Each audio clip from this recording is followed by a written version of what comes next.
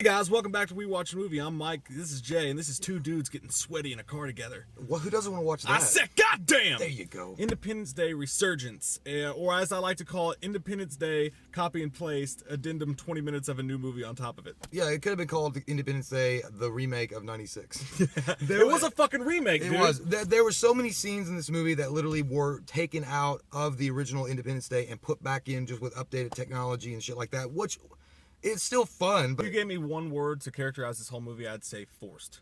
It felt forced. Awakens. Every single time someone was like the worst part about the movie was when someone would like have to show some like deep emotion and they have to like scream or something after someone died or when they're mowing down some people.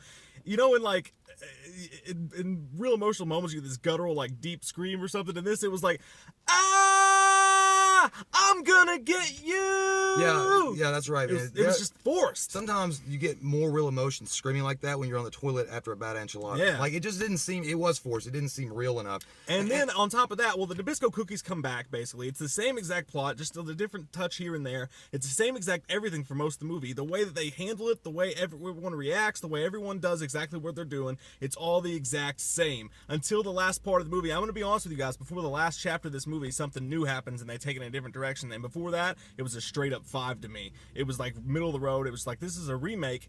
Only it's like a remake, only it's also attached with the baggage of a sequel, because we have to do the whole where are they now thing. We have to go to every single character and talk about where they are now, and then we have to show the new people, and then they bring in the kids and the younger group that they tried to force in. Yeah, and they even have terrible. They even have like a special name for them. They're called the Legacy Kids, which just makes me think of like One Direction. Like, I don't know, they even walk like, you know, a boy band, girl band thing, or K-pop. Some of the acting by the younger people in this movie is atrociously bad. By the way, I was just gonna let you know, I did like Bill Pullman a lot in it, but Bill Pullman does look like Nick Nolte. Yeah, it's and weird. he even is kind of like Nick Nolte. He was like, fine, Nick Nolte, or Gary Busey. He's not going quietly into the night. No, he's not. And then they bring Britton Spiner back, which everybody knows. That's not a spoiler. Everybody saw him in the trailer. The guy that everybody thought was dead in the first one, the crazy scientist. Yeah. He looks like Ted Nugent.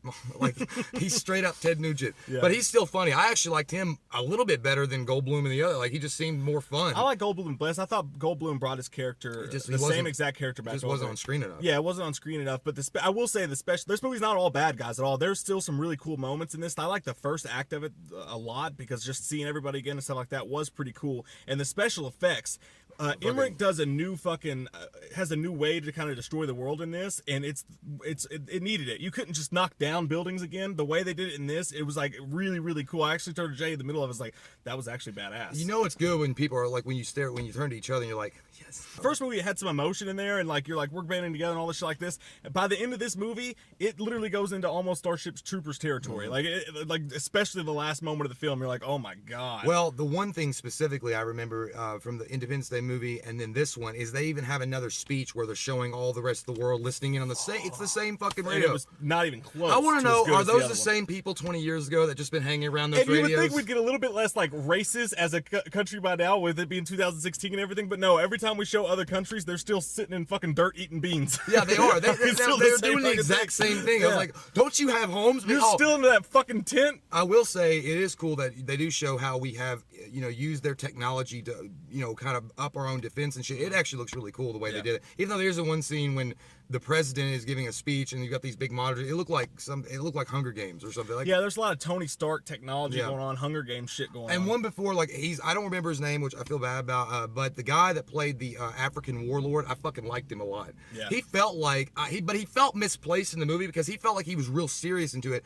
Like, he felt like a character from Predator that was just in this PG movie. Oh man, the script has so many bad and cheesy parts, by the way. Like some of the lines like, let's get these bad guys. Yeah. Like just terribleness. And it mostly came from the younger people, which is maybe why they seem so bad. But yeah, some of the like one-liners were terrible. He was actually my favorite part of the movie. Like really new characters wise, I thought Liam Hemsworth, Thor's younger brother, brought the shit. He did. He brought the thunder. Yeah. But you know, the other thing, I actually wasn't as annoyed by the guy that took over for Captain Hillard. I thought I'd be more annoyed by him, and he actually didn't have that many bad parts. I mean, there were moments all in the trailer. Yeah, so it was all right. I mean, so I'm gonna give this movie a 7.5, but I wanted to give it a 7. I'm just gonna give it a 7.5. It's fun. It's nostalgic if you've seen original Independence Day, and there are definitely moments in it that you're gonna be like, that's really damn cool. But then you're also gonna think, it's just copy and paste. It's rehash. Exactly. I'm going to give it a 6. Actually, I'm a little bit lower than you. I thought there were some parts in it that were really fun to watch, and I enjoyed it. The last act of the film was really good, but so much of this movie is just weighed down.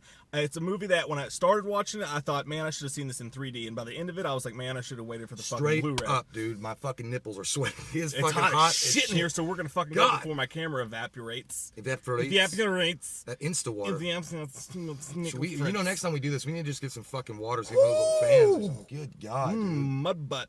I feel like I'm inside Coming of to Satan's the theater near butthole. you. We love your fucking faces. Comment down below. Let us know what your all's thoughts on the movie if you've seen it. And until next time, if you're new to the channel, click that subscribe button and get some goddamn wham up in you.